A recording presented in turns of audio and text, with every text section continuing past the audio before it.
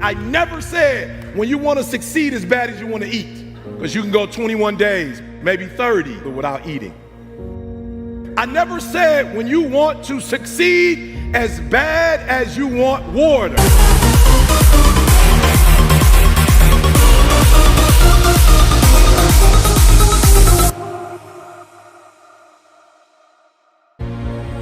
Then you'll be successful. And so one of the things I want to do for you as an educator today, you don't necessarily need better skills per se.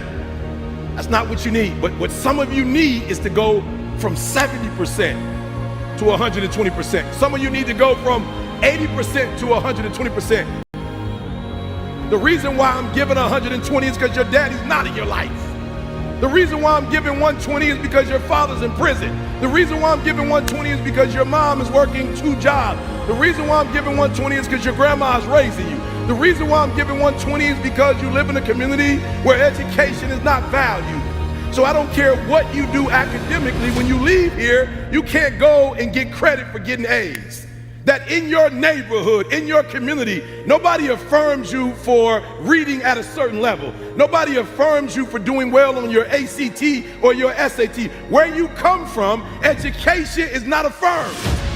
So even if you are a scholar, you have to keep it to yourself. You have to suppress it. So the reason why I give 120 is because your daddy's not there to give 80, and your mama's too tired to give 100. And your grandma is washed out, so she's giving 50. And y'all do that little stuff about you gonna eat, but y'all ain't got no doggone motor. You get tired quick. You practice for 1 or 2 days, you roll out. You do a couple hours, you tired. But yet you compete against people right now, that's their lifestyle. And you think they about to let you take their lifestyle? I don't want to do it as much as I want to eat. I don't want to do it as much as I need to drink. I want to be the best in the world as bad as I want to breathe. I want to be the Michael Jordan of education. I want to be the LeBron James of education. And I ask you the question. I ask you the question today, are you giving 120? I never said when you want to succeed as bad as you want to eat. I never said when you want to succeed as bad as you want water. I said when you want to succeed as bad as you want to breathe, then you'll be successful.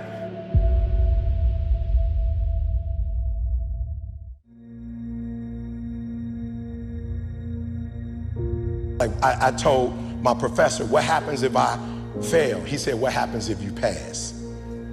I said, but what happens if I don't get it? What happens if I put in all these years and it don't work out? He said, but what happens if you put in all these years and you get it?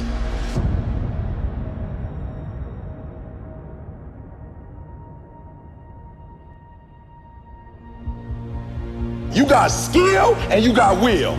You got skill and you got will. 2 total different things. You were born with certain things, but to get to the next level, and not just get to the next level, to stay at the next level, you gotta have will when you get to that next level. So when you play, you have to compete. When you have an opportunity, why would you give 80% when you have an opportunity? Somebody answer that for me. Y'all talk. Why would you give 80%, 70%? Why wouldn't you always give 120%? For real, you might get it, but right now what? Oh, I can't hear y'all. You may get it, but right now what? You don't have it.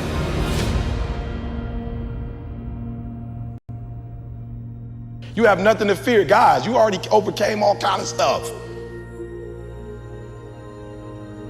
Because a lot of you don't see that what's gonna take you to that next level that's gonna separate you from everybody else, because you gotta have something that separates you.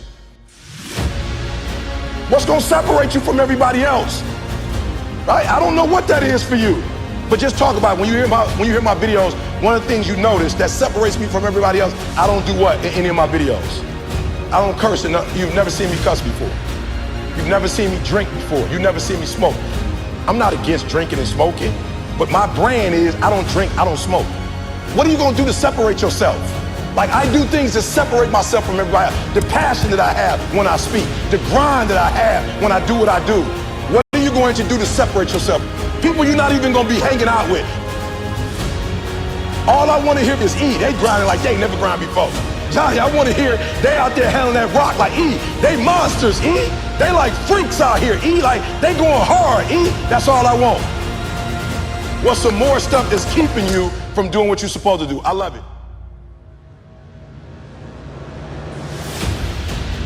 You have an opportunity of a lifetime. And what I'm trying to get you to understand is, when you understand you have an opportunity, you play a little different.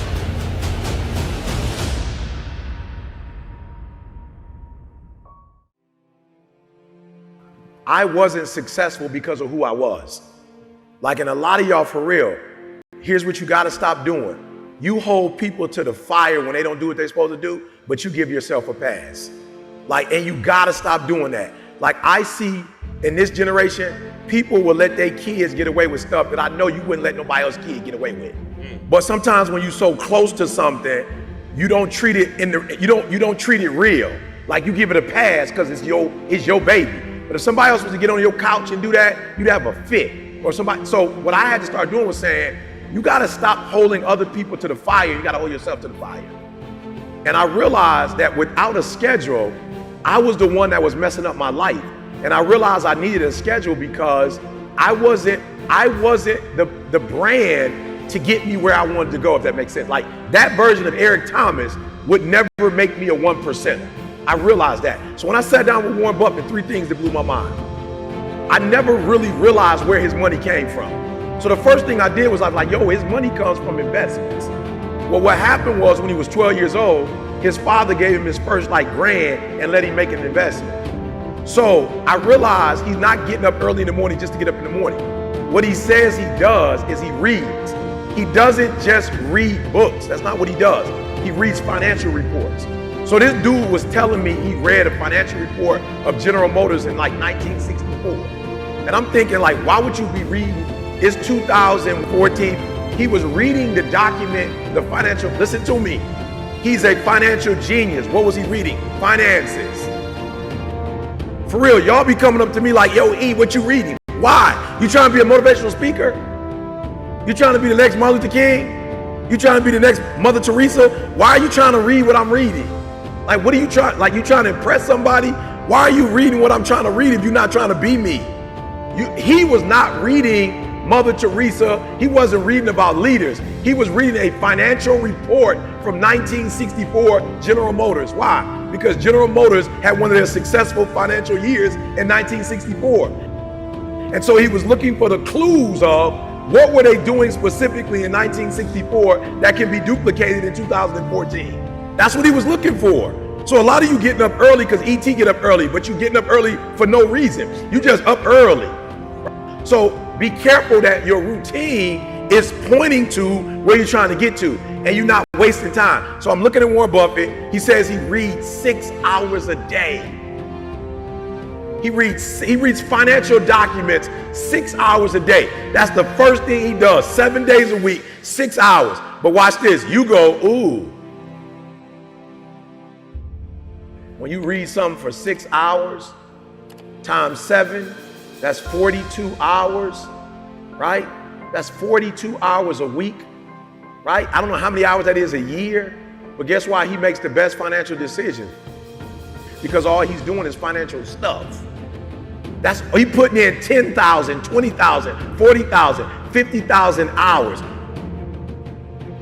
If you're gifted in 3 areas, then that means you're gonna have to get 30,000 hours just to be like basically a master.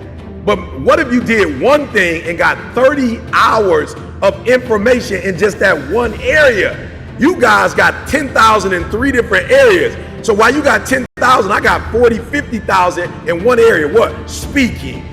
And guess what the disc is? The disc is still going further into personalities. It's still the same exact thing. So I'm putting more hours on top. So the routine is important because eventually it's going to make you a beast in one particular area. That's why you need a routine, because you can't trust yourself not to get off track. That routine is going to keep you on track and make you a 1%er.